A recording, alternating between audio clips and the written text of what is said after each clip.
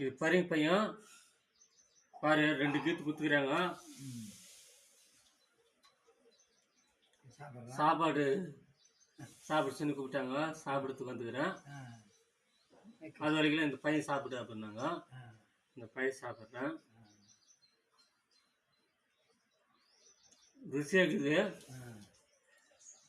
சர்க்கரைக்குனா கூட ருசியாக இருக்குது. உலகத்தில் அல்லேரு கிடைக்கணும் இது.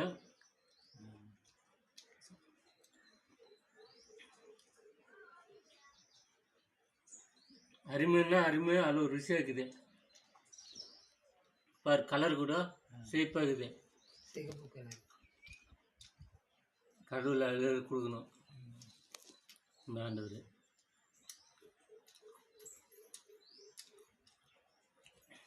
இன்னைக்கு தானே